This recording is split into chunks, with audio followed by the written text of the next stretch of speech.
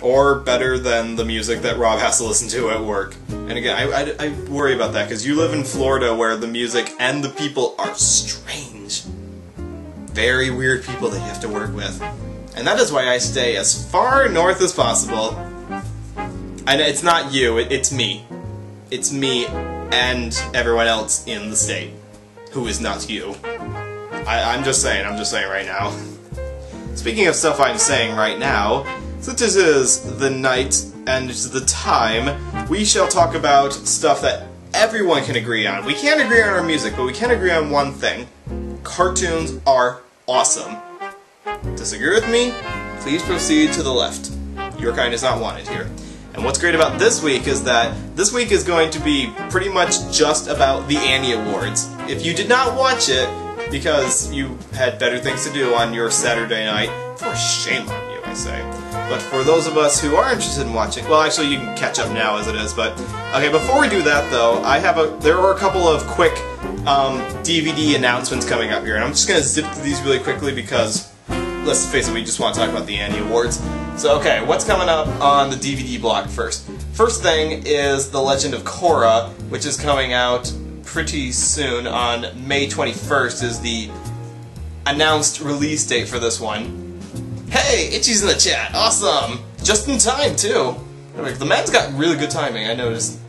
Anyway, so yeah, The Legend of Korra coming out on DVD for May 21st for the first book, or the first season as it was. So if you were really excited about getting a physical copy of that one, now you can get one. So thank you, Nickelodeon, for putting that one out.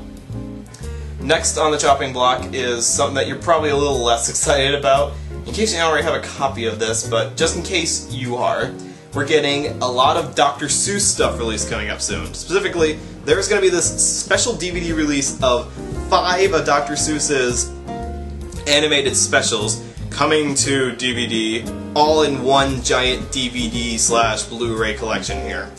And those specials are, right from here, are going to be The Lorax, Green Eggs and Ham, and Other Stories, How the Grinch Stole Christmas, The Cat in the Hat, and Horton Hears a Who, probably the most well-known of the animated specials that were made specifically based on Dr. Seuss books. There was some other stuff too, like the Butter Battle book, or the Uber Bloober Highway, I think it was called, just other stuff made, but those 5 are the ones that most people seem to remember the most. And that you can have for the low price on DVD for $45. Coming out on February 19th, so in a couple of weeks actually, you can have that. And again, like I said, I think most people already either have copies of those or don't really have that big of an interest in owning them as a collection, but it is there in case you really need to get your Dr. Seuss animated stuff. And last on the DVD releases coming up here is another of your beloved cartoons from olden times here. This one I'm a little more excited about than the Dr. Seuss one, only slightly. And no, where to find it. They're not attaching the bad CGI movies to the DVD release of the Dr. Seuss stuff. It's just the who animated those? It wasn't the Looney Tunes company, but it was the same guys who worked on Looney Tunes.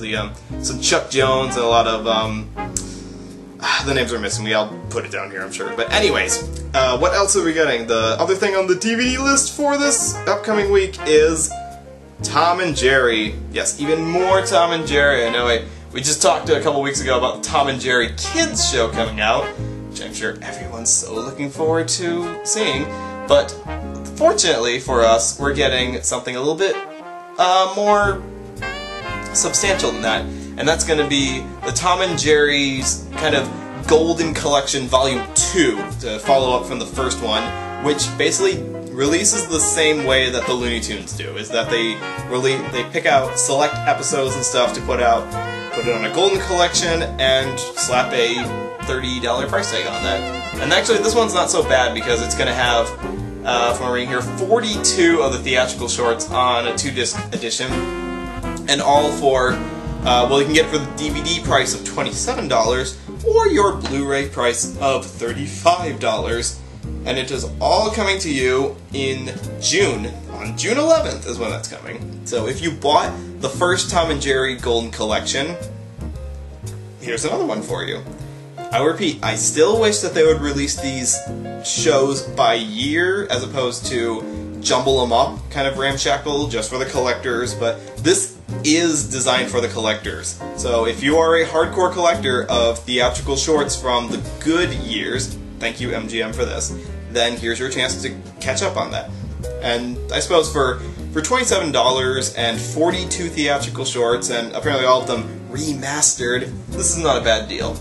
And you can even have it on Blu-ray as well, so you're really excited about that. I haven't bought into the Blu-ray market yet, so I don't have a right to get excited about this one, but that's just me. Or you'd be like Itchy, who's like, I can't get my head around what collections are complete. And I'm with you on that, Itchy, because theatrical shorts are kind of hard to get a complete collection on, because they're not like a television show that has, okay, here's all 13 episodes, or here's all 26 episodes. No, you have to dig through hundreds of theatrical shorts to get all of the Tom and Jerry ones, and then you have different production companies, and you have different directors and different eras. I mean, how do you distinguish between the Hanna-Barbera Tom and Jerry shorts or the Chuck Jones Tom and Jerry shorts? It's like just a giant ramble there that you would have to be a hardcore collector to find every one of them. And some people will pay for that. So if you're interested, there you go. Just all you have to do is wait for June. And now for the thing that everyone actually wants to talk about. Aside from the DVD releases, here is what I'm more excited about, and I hope more of you are as well. It is the Annie Awards that happened on last Saturday. That was February 2nd. And this is the Hollywood award ceremony devoted entirely to animation. Which, like, they have this? And I'm like, yes, they do, and this is amazing. It is amazing that they have this. Because it is the one time where animation seems to get the credibility that it deserves in the Hollywood sphere. And so what they did was they gave awards based on not just theatrical films and not just TV series, but also CGI work in animation, or animated shorts, or basically voice actors even. Basically every asset of the animated medium got attention. And it was amazing. It's amazing that this still goes on. This is like their 39th year of doing it, and I hope they do it for a lot more years. Looking at the highlights, if you don't want to skim the whole list there, the big winners for the night for films were Wreck-It Ralph, because Wreck-It Ralph won the Animated Feature Film of the Year, and a bunch of other production awards as well. And the best awarded TV show for the year was, surprisingly, Dragons Riders of Berk.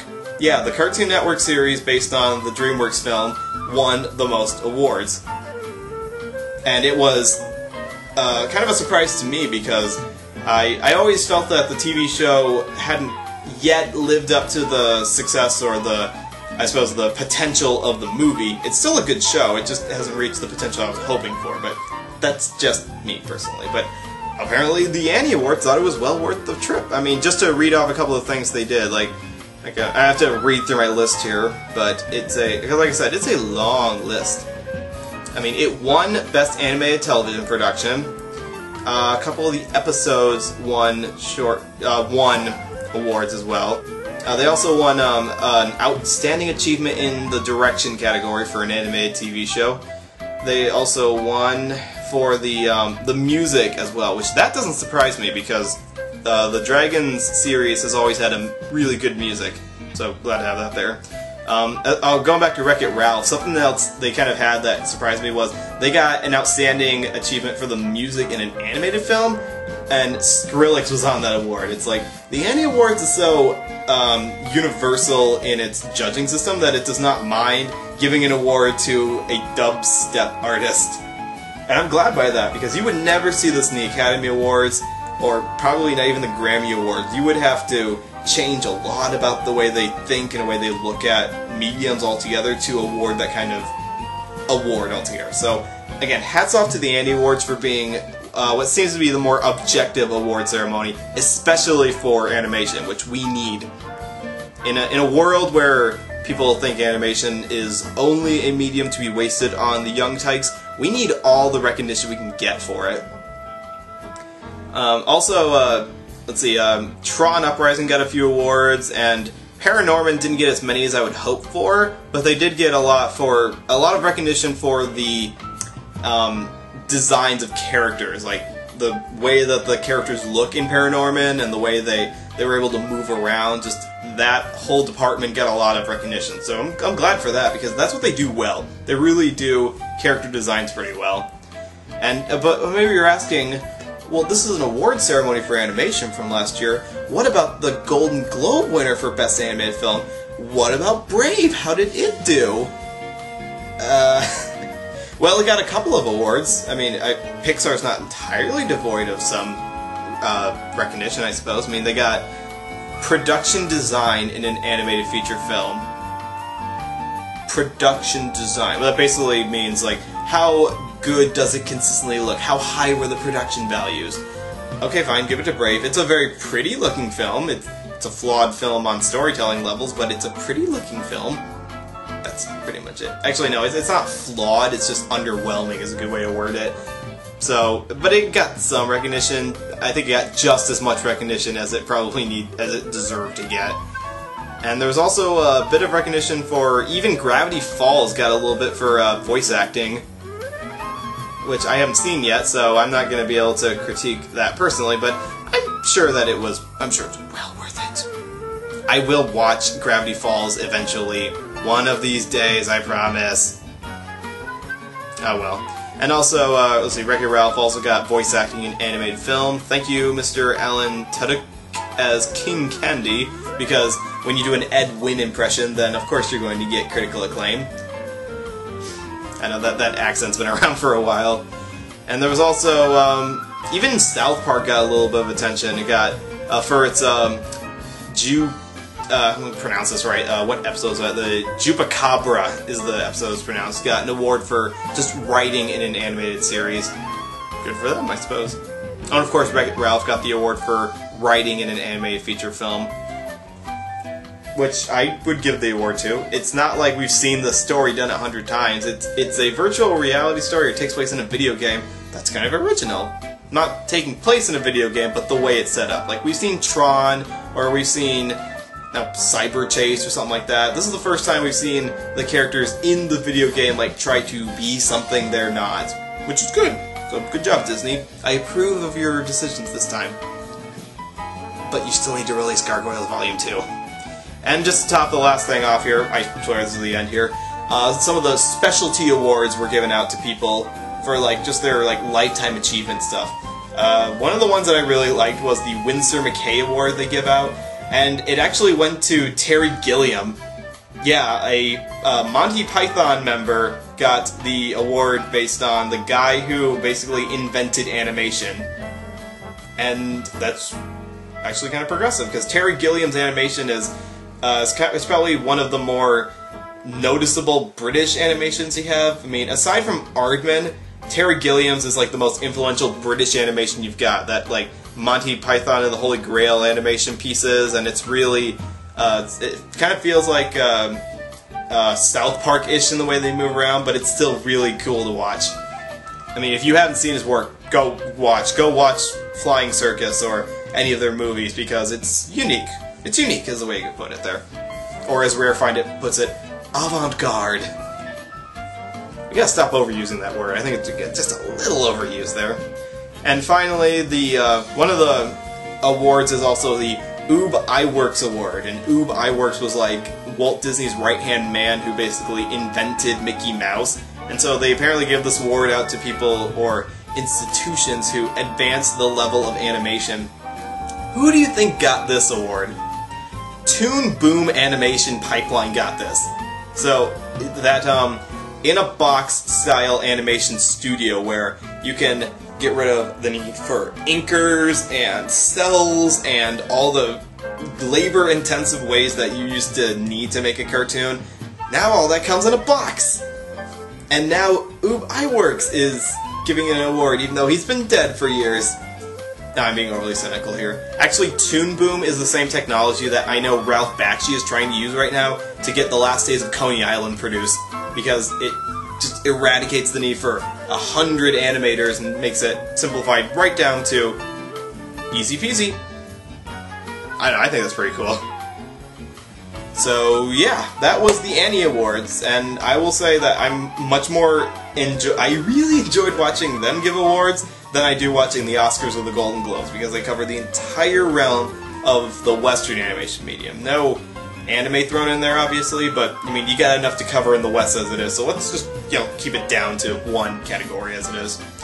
And yes, Ralph Bakshi is working on another film. In fact, he's been working on a film called The Last Days of Coney Island for about 10 years now, and he's actually now started a Kickstarter production to try to get it off the ground. You may be seeing another Ralph Bakshi film soon. So, you thought that Cool World was the last film he'd ever work on? Nope, he's still kicking. I know some people are like, wait, he's still alive? Yep, he's like 80 and he's still making films. I know, he's like the Ian McKellen of the animation world.